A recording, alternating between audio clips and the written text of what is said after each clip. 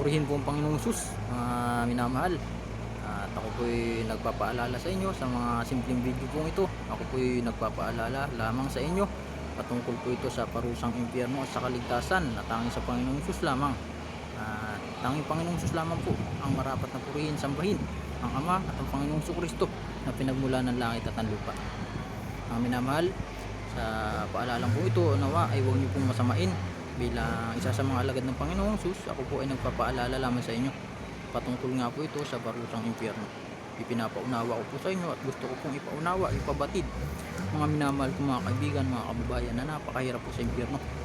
Dahil sa impyerno po, mga minamahal ko mga kaibigan, mga kababayan, pag kayo po napunta ron, hindi na po kayo makakalabas. Kaya habang kayo po nandito pa sa mundong ito bilang mga alagad ng Panginoon, ay ako po ay nagpapaalala sa inyo na napakahirap po sa impyerno. Ayon nga po sa Marcos 9:44, sa impyerno po ay may apoy at mga uod na magpapahirap at susunog at kakain po sa inyo. Kaya sana po ipahalagan nyo pong munting paalalang ito, mga kabayan, na napakahirap po sa impyerno. Hindi po basta-basta ang parusang impyerno. Sana po ipahalagan nyo po ang kaligtasan na walang iba paraan kundi ang Panginoong Sus. Sa kanya lamang po ito makakamit sa pamamagitan po ng pananampalataya upang sunod sa ating Panginoong Sus.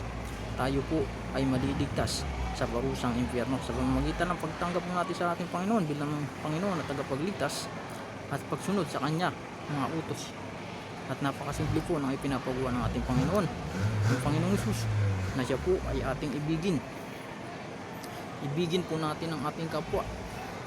At tayo po ay sumunod sa mga patakarang umiiral sa ating lipunan, mga minamahal. At hindi po ito mahirap, mga kaibigan. Ibigin po natin ang Panginoon, ibigin po natin ang ating kapwa, sumunod sa mga patakarang umiiral. Dahil pawang kabutihan po ito, mga minamahal. Ito po ikakaayos natin, ikakaayos ng sarili natin, ikakaayos din ng ating bansa.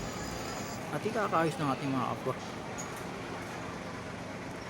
At marapat po na purihin at sambahin ang Panginoong Sus. Dahil sa kanya po nagmula ang lahat ng bagay, maging ang mundo.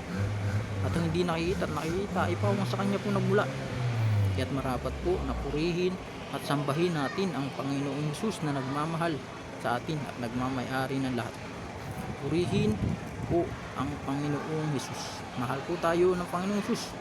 Naway huwag niyo pong masamain ang paalalang ito patungkol po sa kaligtasan na tanging sa Panginoong Sus lang po. Purihin po ang Panginoong Hesus.